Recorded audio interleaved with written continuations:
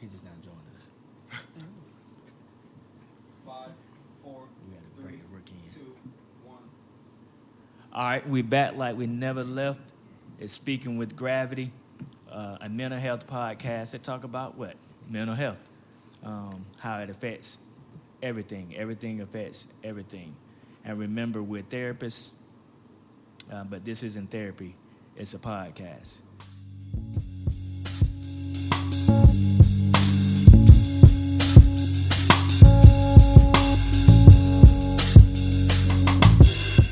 So today we're going to talk about, the episode is the ugly of black professionalism.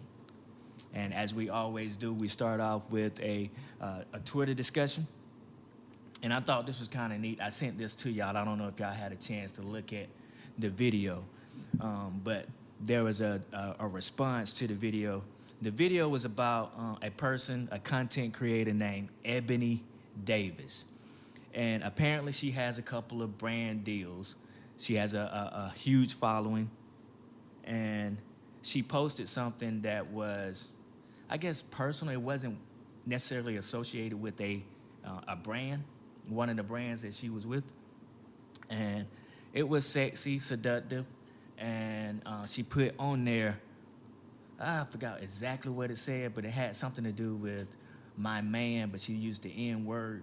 This is for my man, or my man took this picture, right? And when she did that, the people that she had a deal with said they said, nah, that's inappropriate. You can't do that.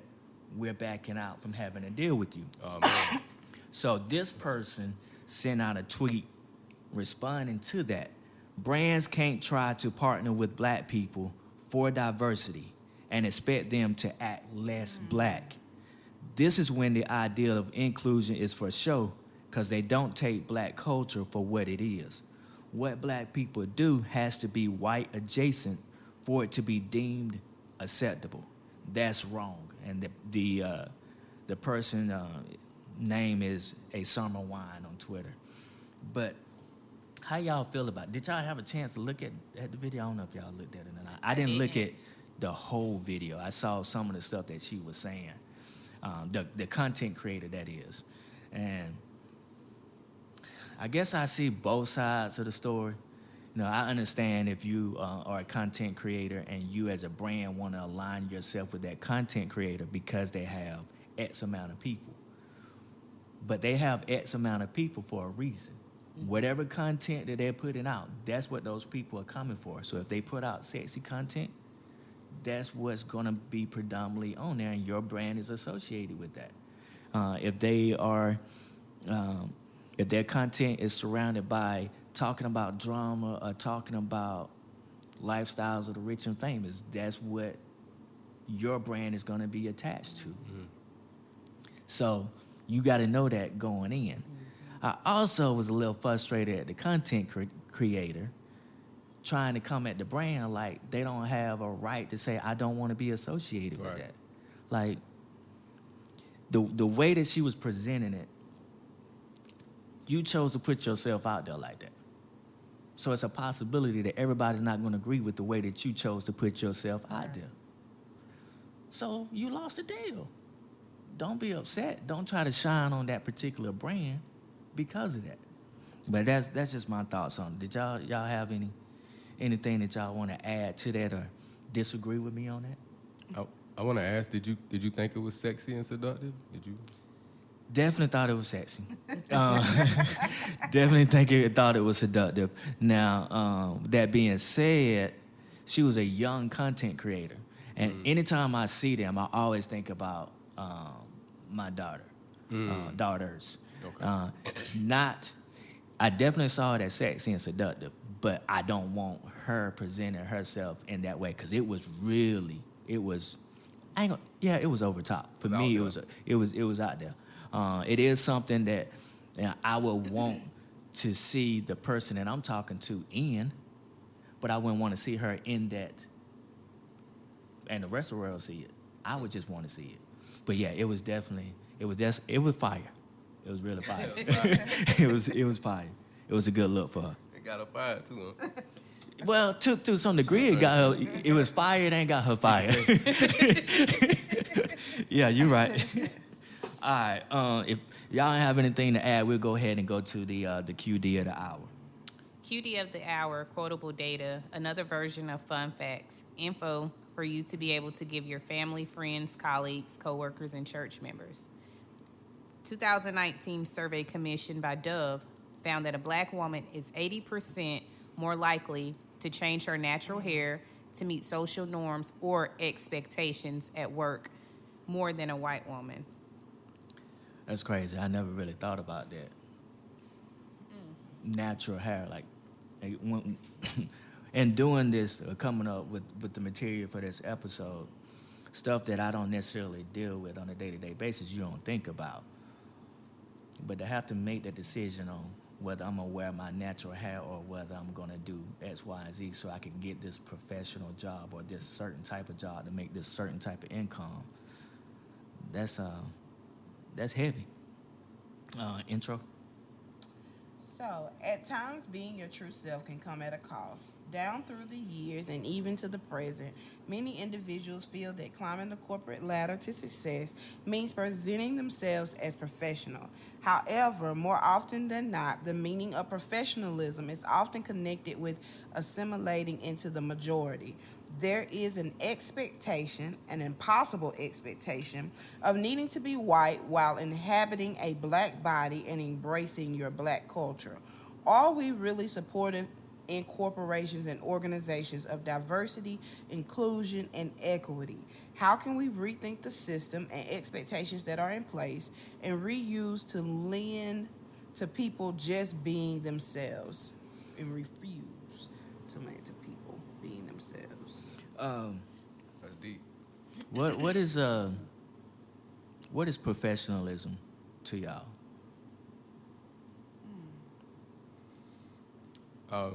To me, it's about upholding a code of standard, pretty much.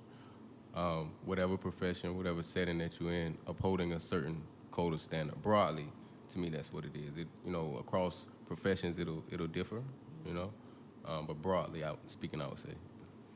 I agree with that. But whenever I thought about professionalism growing up, I didn't always think about it in a black and white term. I just thought, this is the standard. And then as I get older, it's like, who makes that standard? Where does that standard come from? And, then it's kind of like, well, why is it that standard? Why is that standard that way? That being said, I do think we have to have standards. Like, there's no way, if you want to have a brand, a company, a business, whatever, you got to have some type of standard. Almost definitely. Your standard is that's what you're gonna be able to sell on. That's what you're gonna be able to promote, the standard that you actually create. But I've always thought about it in those terms, that it was just a standard, not that it was created by the majority or white people. I disagree with that. Yeah. I think growing up, especially early on, the standard for professionalism came from the majority. The idea of professionalism as a young girl was typically, in my mind, a white male in a white suit. Even as a young girl? Even as a young girl, I mean, that's the way it was promoted. A white girl and a white male in a suit, and a white woman in some professional attire, whether it was a skirt and a blazer or some other ethnic, black and white. I mean, that's what we were told even then. Like, when you went to an interview, stay away from colors, stick to the basics, black, your blues, don't just everything. When you're talking about etiquette, it was as if we didn't have that, and it was associated with the European culture. So I can't say that growing up, the idea of professionalism wasn't embedded in me around races outside of me. And you saw that too, right? Right. Like on TV programming. That's all we saw. Call it programming. Yeah, you saw that in movies and whatnot. My dad even used to tell me, And my dad's a professional. You know, you just want the best. Your parents just want the best for you, right? Want to see you grow in your career, in your profession, whatever you get into. So he used to tell me, watch the news, watch how they talk, and guess who's on the news talking? Right. Guess who the main Right. broadcasters are? Yeah. You know, so yeah, that right there. I mean, you see it, you saw it, even as a child. I would agree with that as well. However, my perception shifted when I first saw A Different World. Oh, Okay. wow. And from there, Yeah. now seeing black individuals striving for professionalism, just to expand on their careers or whatever, educational advancement. Now I'm seeing them still from that modern concept of Europeans putting out, this is what professionalism is. They're mocking it, but I'm now seeing black individuals doing it. So it shifted. It's like, okay, I too can be in that same setting, but still in the back of my mind, hair may have been straight, staying away from the colors, even down to pantyhose and closed-toe shoes. Yes. The way you speak, I've heard a lot of times too, watch the news so that you can understand how individuals articulate themselves, and sitting up straight. Posture is important too, don't get me wrong. Definitely. But yeah, being exposed to it early was definitely white male in a business suit. If I saw a female, a business skirt suit, straight hair, minimal makeup. Very rarely did I see us again until I saw The Different World. But yeah, what is professionalism though? What it states, different codes, standards, conducts. But I think too, having a personal sense of what professionalism is to you, and when you're going out in these settings, if your own personal professionalism standards meet and match the corporate world or wherever you're going to seek employment, then boom. And I'm glad you said that, because I've learned that over time, knowing what my ideal Okay. of professionalism is important. Yeah. If you don't already know, you go in and then they asking you to do this, and you do it and you feel some type of way, and then you're like, man, I don't like this job, but you might not understand why you don't like the job. But when you go in knowing yourself, There you go. you can determine before you even go in if my standards align with the standards of the company or the people that's going to be over me, directly supervise me. Because sometimes that can influence it too. A company itself might have a general standard, but somebody who's directly supervising you may hold that standard to the T and make it uncomfortable. Or they might put their own spin on it, claiming that it's the company's standard. When y'all talk about, if we just stay there with the colors, they might say, all right, don't do this, but the company itself might not say, we need that from you. But that being said, is there a difference between black professionalism and just professionalism in general? And I kind of debated with that. Is there a difference? Or even if, can we say that? Can we define it as black professionalism? Or is it just simply black professionalism? Just professionalism.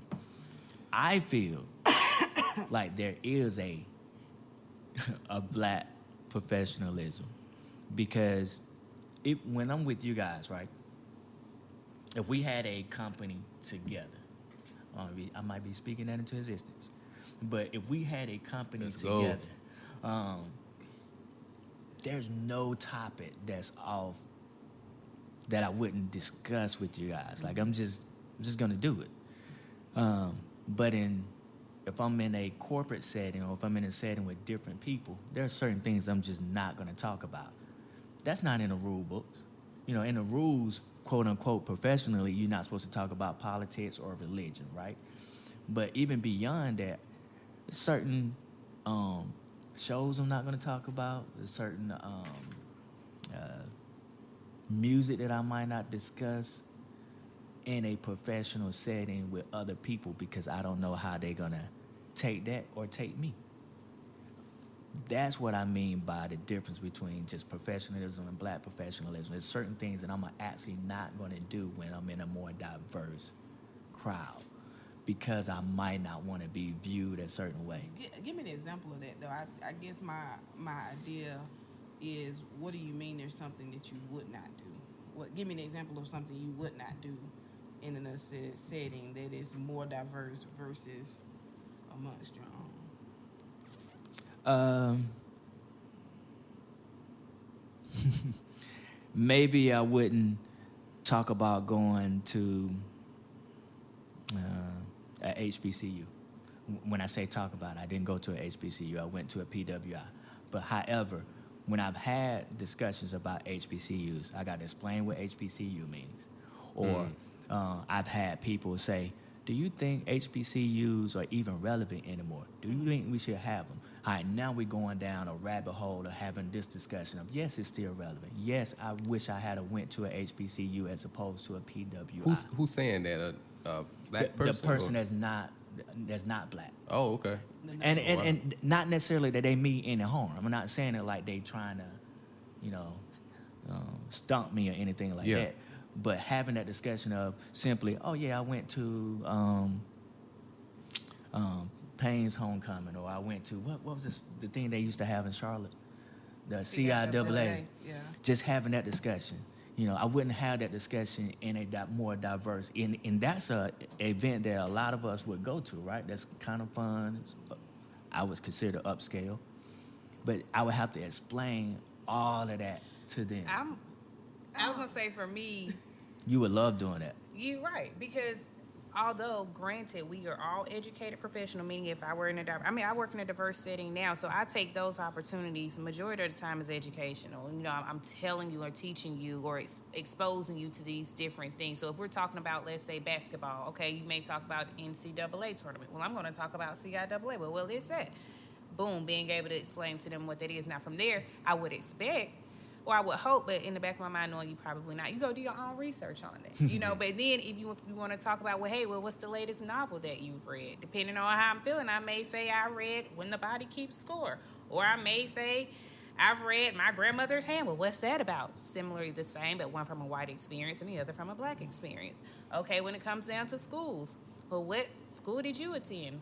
A HBCU, but I already go in with the spiel. That's a historically black college and university. I particularly went to Johnson C. Smith University. Now I break it down because we weren't even afforded the opportunity to go to predominantly white institutes until affirmative action hit. But I also had that experience too. And then I go in and even tell them about both of my experiences and how my HBCU helped me become more comfortable when I entered into a PWI. But I think they go back to a sense of self. If I'm okay with me, then whatever setting that I'm in, I'm just going to express that professionally, so my own personal professional standards in accordance to the company's professional standards. So I'm engaged in all conversations if I feel like, I want to. So you like the teachable moment. You to like some the extent, but I also have to remind people, the information is out there. So if they're asking me directly and I know they're not going to know what I'm talking about, I do go into depth about what it is because I want you to know all of it. It's the comfortability, right? You comfortable with it yourself. You just so made up in the a word. self-assurance. Huh? You know you just made up a word. Comfortability? Yeah.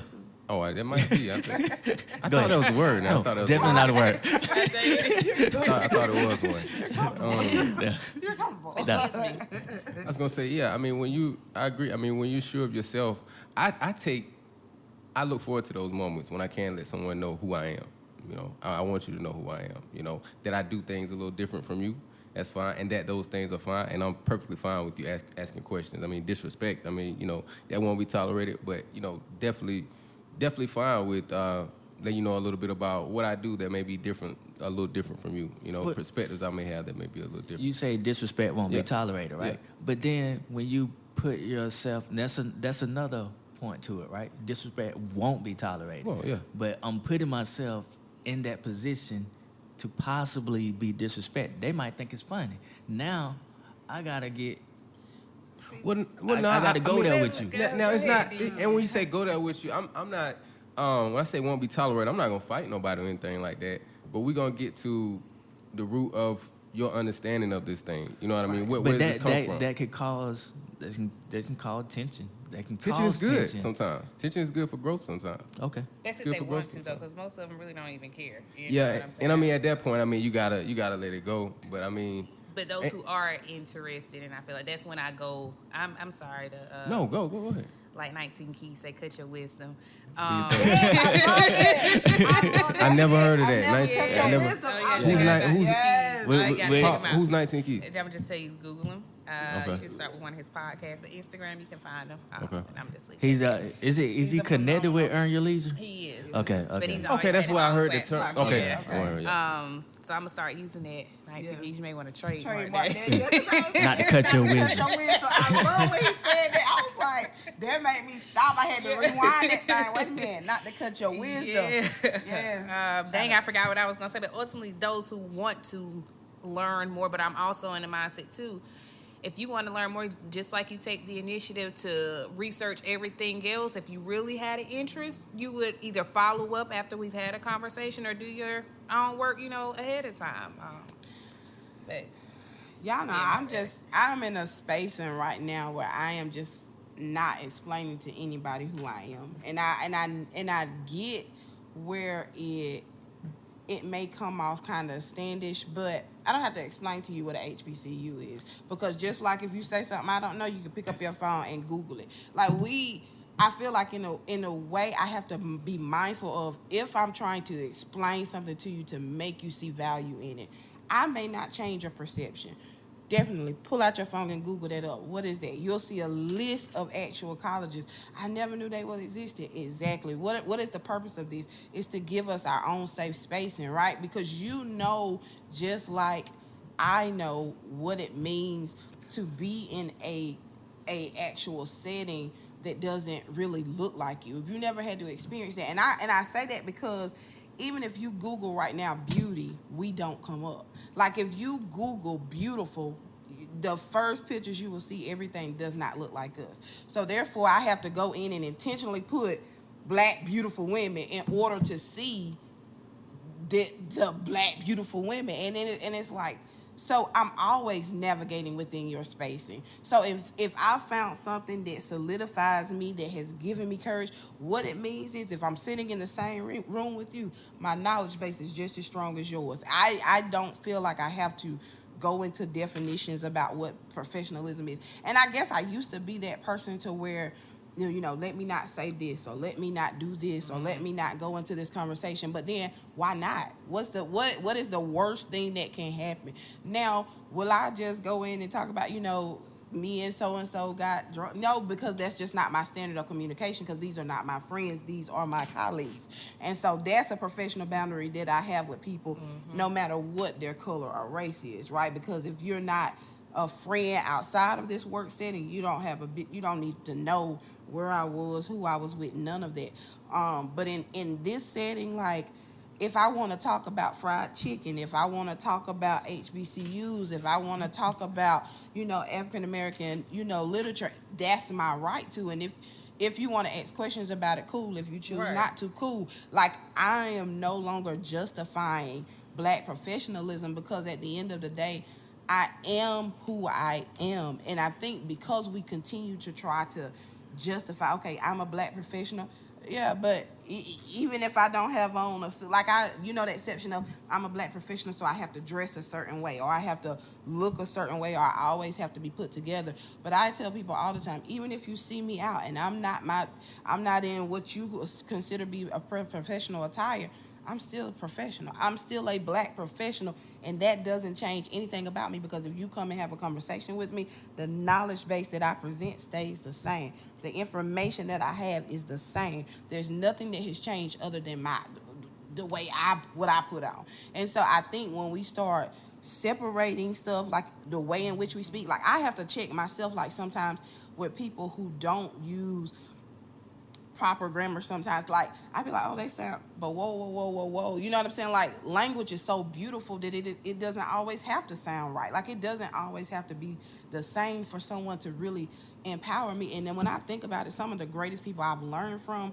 don't talk like me. Right.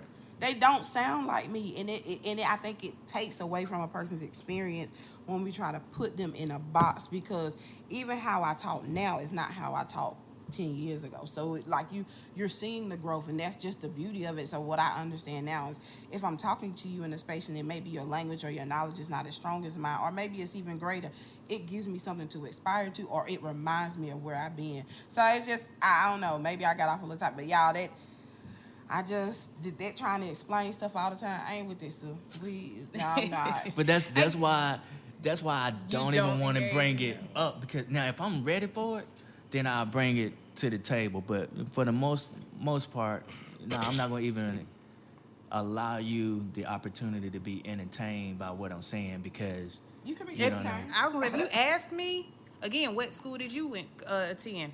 Yeah, I went to a HBCU, Johnson C. Smith University. That stands for Historically Black College or University. All right, well, again, what latest novel have you read? This is the novel that I read. What have you read? So if you're trying to include me in a conversation, if I want to be included in a conversation, my responses aren't going to change. I'm not going to pick the latest novel that I read by a white author, because I may think you may be able to associate more with that one opposed to this other one that I read maybe by a black author. I've read both. What type of music do you listen to? It just depends on my mood. Most of the time, hip hop. Sometimes I may listen to a little jazz. Sometimes rock too. It just depends. Understanding the culture and how music was created in the first place, and I think even going back to Dr. Rita Walker's book, having a sense of connection to our culture, so we don't have to code switch sometimes, so we don't have to dim down ultimately our light, and like you said, sometimes even overly explaining ourselves just to even think, are they even interested in it? So I code switch a I lot was like, I less now, have to. but I have a lot in the past. Can we explain what code switching is? Because everybody might not understand what we mean when we say code switching. How about you do it? Because I think you're gonna do it better than me.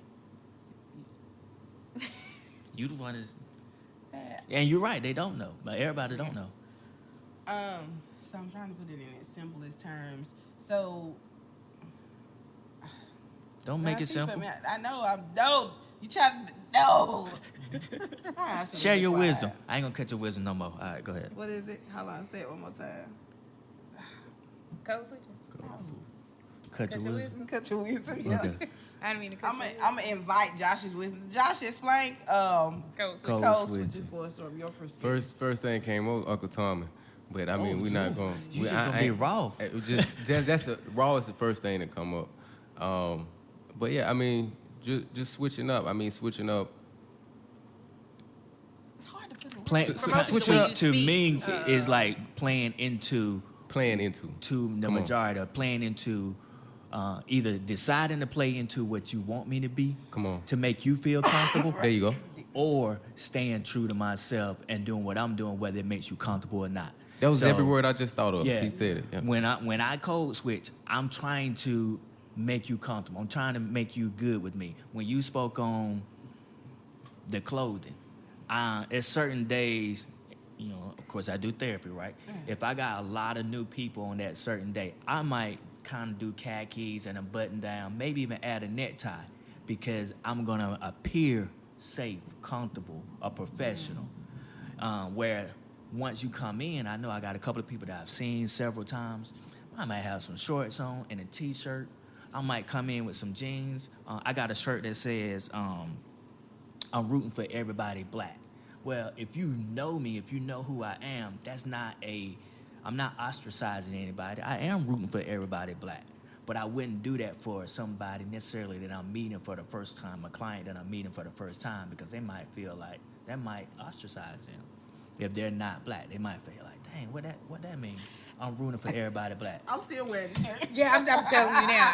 I'm wearing the shirt that too. can really come up. Like, y'all think I think about that's it. their can. perception, though, because again, when you if I'm somebody rooting for if you everybody go to a black. therapist that says sorry, I'm Chris. rooting, if you went to a white therapist that had I'm rooting for everybody white. Come on. For one, I probably wouldn't even sought out that therapist just to begin with. That's just me. Not even if you had the shirt on or not, because for me, I would like to work with an individual who looks like me. That's just my preference. Okay. It doesn't mean that, So that's just that. I may come in the next session, I'm rooting for everybody black. That doesn't mean that I'm not rooting for others. I'm just telling you, I'm rooting for everybody that's black, Yeah. not to exclude anybody else. It doesn't say I excluding others. I'm just putting it out there. I'm rooting for everybody black. Okay, cool. You can wear I'm rooting for everybody that's white. That's cool. Yeah. I feel like it's always been, not to cut your wisdom. It's always been. I mean, it's the general consensus. Like you know what I'm saying. White people root for each other, and it's not. They don't have to verbalize it. You know what I'm saying? They don't have to kind of acknowledge it. You can. It just is. You know, it's always kind of been that way, and I'm not. Saying this represents all, because there are some disparities within that the European race as well, but it's a known fact. But it is also generalized sometimes that black people can't come together. We don't support each other. We look down amongst each other. So from a perspective of you saying that, like I'm the type of person now, if I see you staring at my shirt, now I see that you're intrigued. What does this mean? Now I would explain that shirt, right? Because that's just a general consensus. And so I may be willing to go into explaining you what that means from my perspective, right? It's not to discredit anyone else, but because no matter whether I know you or I don't know you, I am rooting for you to succeed in your element, whatever that looks like. I'm rooting for the hairstylist to succeed, become a millionaire. I'm rooting for the dentist, whoever, to be successful. And so that shirt shouldn't intimidate you, because I'm rooting. How does that offend you? What does that do to you? Because I'm rooting for many years, we walked around looking at symbols that promoted hatred. That's not saying anything about I hate you. We know that these symbols align with hatred. We know what they, you know what I'm saying? We got tattoos of KK. I mean, that's all. Tattoos are permanent. So there's these symbolisms of hatred have been pushed in our face for years, for generations, without any kind of empathy. So now that you want to put on a shirt that says I'm rooting for everybody black, that's problematic. For who? Yeah, but Now, can I say something real quick? So I think this is good because it shows the different perspectives of black professionals, us being black professionals. Me, myself, I probably wouldn't even wear a shirt that says I'm rooting for everybody black.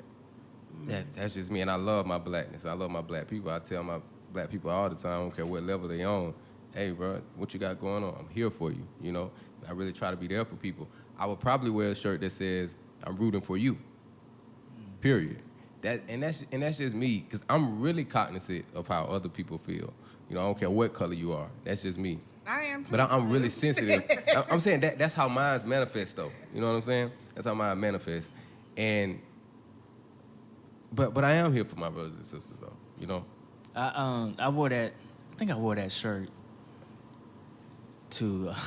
There's nothing wrong with the shirt, though. No, there's nothing wrong with it. But I'm proud of it. I love that shirt. Shout I out to love Issa for that making that statement. already. Issa Rae was the one. It comes from her statement that she had on one of her shows, Issa Rae.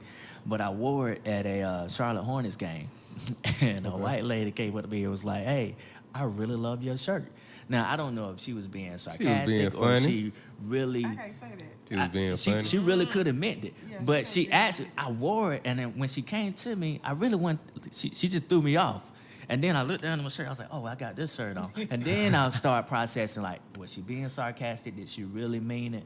And then after that, I was like, all right, let me be cognitive of where I'm at when I wear this shirt, because I am not meaning it to wear it in a divisive manner. Like, what I hear from you guys is y'all don't care whether it's divisive or not, because you know what you mean in your heart. But with me, I know what I mean in my heart, but don't want it to be divisive. We're already in a divisive state as a country. But there are many statements that people put on shirts that others don't question. You know, I get that, but why would I add to it?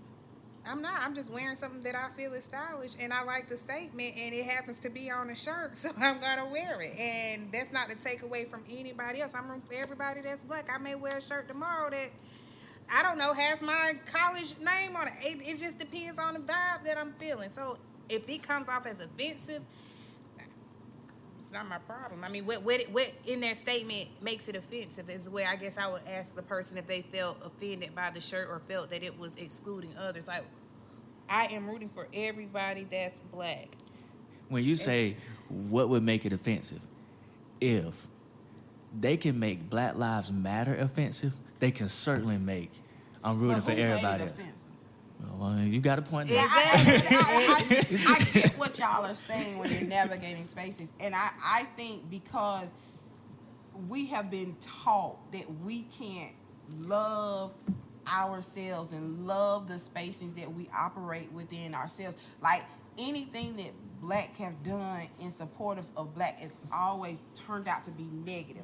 Like even the idea of us joining in that, and now don't get me wrong, now there are some negative events, but the ideas of if a lot of Black people are going to be present, you need extra security. Like, but in the same, like it's that even to the point of where even myself, I've done that. Like, oh, it's too many Black folks. Time for me to go. But it's like, but you could be in a. How do you feel about that, though? How do you feel about that? I mean, I have to check now before. You feel like sometimes that might be kind of. Now for real. Now sometimes now I'm looking now. Yeah. If I see one too many. Well, they say it's giving power in the tongue. It's giving power in the tongue, right? So we saying that. Of course, it's gonna happen. We saying that. That's what I'm saying. But that's what I'm saying though. Like we have been taught that really anything, and this is the realistic. Who taught us? Well, you already know who taught us. Privilege. The privileged people, you know. Just as a concept. It does. Privilege as a concept. And we have come to a space where we see, and I came to a realization. We have been taught that Black is so bad and being Black is so wrong. And even some of the things that we internalize as a culture when we associate with Black people is wrong. Like you know what I'm saying? Like, what's the difference between us having a Black cookout and y'all having y'all social events? Y'all got a crowd, y'all get to fighting at the crowd, get to spreading each other's room, but it's not looked down upon. Y'all get to shooting, it's the same thing. Like, it's the same concept, but it's looked at so much differently, as if we intentionally intend to be aggressive. The reason why someone can look at your statement and perceive that to be offensive is because you were already perceived as aggressive before you even put that shirt on. So that's what I'm saying. I am no longer apologizing for your perception of me to be this, oh, you mad Black woman, whatever. You call me how you want to call me, but if you think that you're going to disrespect me, and that goes back to Josh's statement, if you think you're going to disrespect me in any capacity, I'm going to put you back in your place and let you know what the truth of the matter is. And it doesn't come to race, because I've had to check my own people. You're not going to disrespect me either. But that's just about me, and that's how I value myself. Like, the price of me now is going up so much for me that I hear you. nobody can just come off and disrespect. I hear you. And that's what I think it is. The price of me is going up. So much, like it gets to that space and where you just have to respect yourself. And when you talk about Black professionalism, when you talk about professionalism, it's a standard for you and how you conduct yourself and how you see yourself and the value that you see within yourself, so that no matter what space and you go in, you act and you carry yourself in a certain way because you respect yourself that way, right? So where I go into a setting, I may socially drink, but I'm not trying to get fully intoxicated where I'm passing out on the floor. Now, that has happened, Lord forgive me. Oh, wow. But we've all you had know what those I'm saying? experiences, It's not something that I'm doing every on the floor? weekend. Right. You know what I'm saying? On Or the floor? every other week, because I just hold myself to a better standard. I want to That's what it be is. I want to be conscious of where I'm at. And if I got unconscious, it's because I was with some people who believed in me, okay? But you know, just my perception. And I want to say, y'all both spoke on something really important.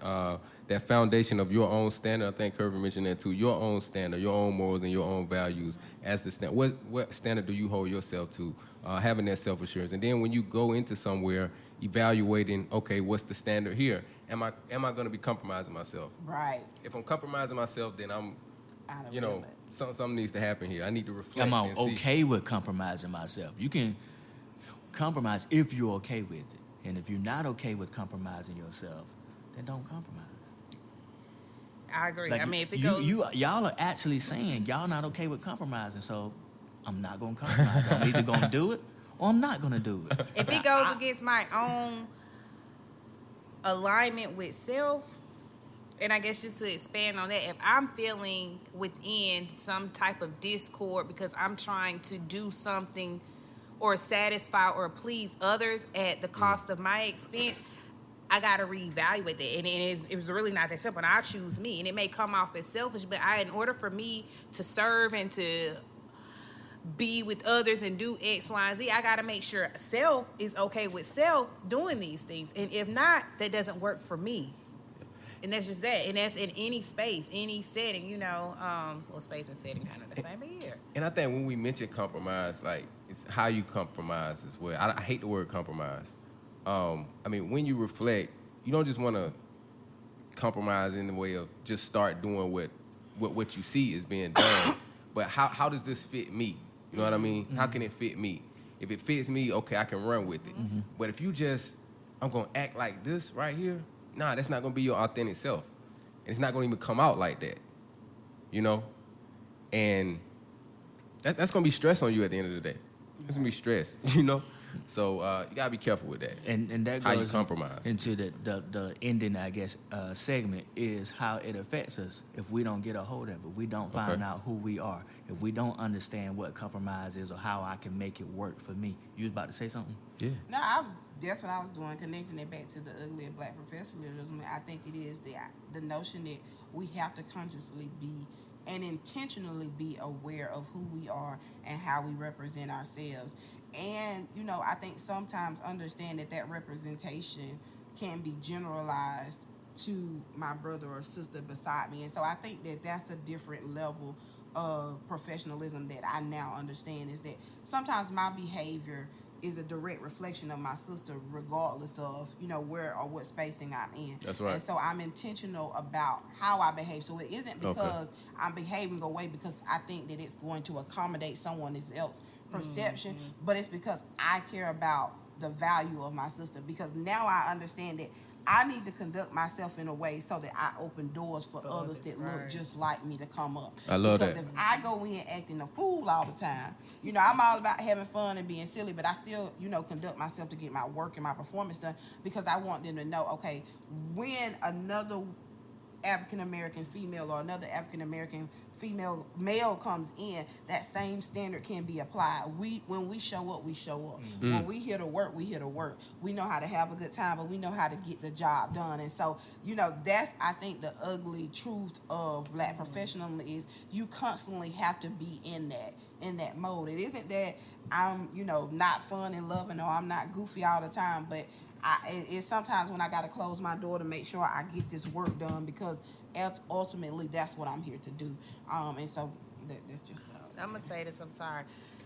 That's why I'm so grateful for my exposure of attending a HBCU, because it shaped my perception on just how to navigate through the world, and they provided those resources and tools early, because again, for me, I didn't know what lied ahead outside of me walking across that stage. So having other individuals who had already experienced that, and other individuals who were striving to experience what I'm experiencing, it motivated me to hold myself accountable, but too because there are other people who look like me who are in these settings that I strive to be like, of course, having my own path. And it just prepared me, and I'm so grateful for it. And once I entered into that other setting at a PWI, I was ready. I was ready, even showing up down to dressing up, the professionalism that was instilled in me in addition to myself, down to a speaking engagement. My classmates all in jogging pants and T-shirts, and we're giving a presentation, whereas at HBCU, that's not happening. You need to dress up. Well, you were strongly encouraged, and some professors, you need to try again. But that instilled early on for me, showing up in certain settings, or just showing up and really showing up from a physical standpoint, and then when I speak and all of that. But yeah, I'm just grateful for that. When I listen to you and listen to my wife, I really wish I had went to a HBCU, and I've been thinking about getting my doctorate. I haven't made the decision yet. But if I do, one of those things that I want to do is go to an HBCU. Yeah. If I do, I want to go to an HBCU, and I won't get the full experience, because a lot of that is online. But I want to actually be able to go to the campus, be able to go to class, and speak with some of the students there, do some stuff with them. Mm-hmm. I want that experience, listening to you, listening to my wife. I want to be around people that look like me, that I feel come from the same background that I came from, identify with the same culture. that I identify with. So, if Or the anything, exposure to other subcultures within the culture. yeah, You know? yeah. If anybody get me as an HBCU, it's gonna be because of you and my wife. Just pushing that. All right, so I think we done covered a lot of the ugly of black professionalism. With if there's anything that would have come out of this, I would like to say we kept saying over and over again, knowing who you are before you go into any arena, any job, knowing who you are and not either accepting compromise or saying I can't compromise and so therefore this is how I'm going to move, if nothing else. That being said, shout out to 1811 Customs for my shirt. Okay. And my little necklace here. I'm wearing my niece's. I took it off of my brother's. Took it off of him today, so I can wear it with this shirt. But anyway, 1811 Customs made both of them.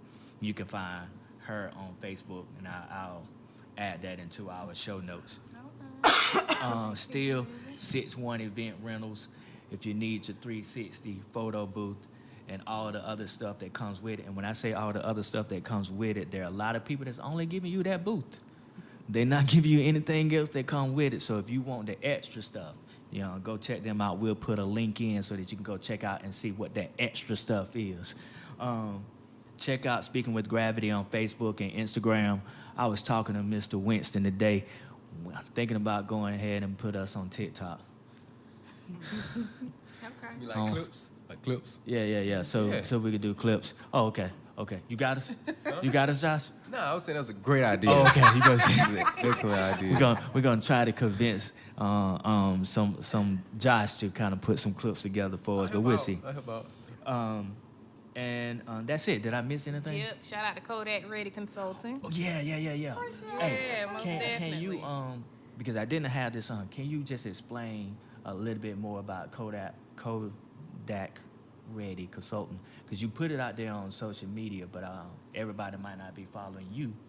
So can you put that out real quick? All right, so Kodak Ready Consulting is a consultant service that I developed that focuses on grief, stress, personal and professional development, as well as goal clarity. The purpose of Kodak Ready Consulting is to allow individuals to see their personal transformation as they continue to elevate in their lives. And so really I just want to help people walk into and understand how to become the best version of themselves, understanding the transition of that, and really just promoting self-love and self-awareness. That's what's up. Definitely check her out. Thank y'all. Thank everybody that's listening on the pod. Let's talk about it too. Yeah. Oh.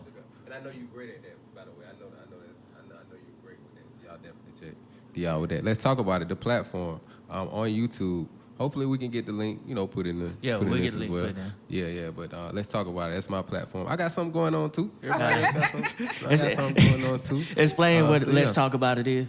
So it's a platform of open-ended questions. I talk to random people everywhere. We go out of town and we talk to people, Greenville, Columbia, Atlanta, kind of regional. We just ask people really, to me, important, deep questions just to cause self-reflection, looking for self-reflection, and want to know how people feel, and hoping that others can be affected in a positive way from hearing someone else's perspectives and someone else's experiences. So, really big platform that we're pushing right now. It's so many ways, man, for an individual to kind of reach the world in a positive manner. Mm-hmm. We don't always have to be messy. We don't always have to be dramas. And it can be, let's talk about it, clips, getting people to kind of think amongst themselves. It can be helping people to celebrate themselves in that moment with 6-1 Event Rentals. It can be helping people to get to the point where they can love themselves and be more comfortable, and so on and so forth. And I love the fact that we're all kind of individually doing our own individual thing to bring positivity. That's right. That's a word, Josh. That's a word. Positivity. I think comfortability is a word too. I think it is. Maybe it's not. All right. Look that up, man. Thank you. Thank you for taking the time to listen. You could be doing anything in the world, but you chose to listen to us, and we appreciate that. Remember, 3 of us are therapists. We're working on Josh. Three of us are therapists, but this isn't therapy. It's a podcast. We out.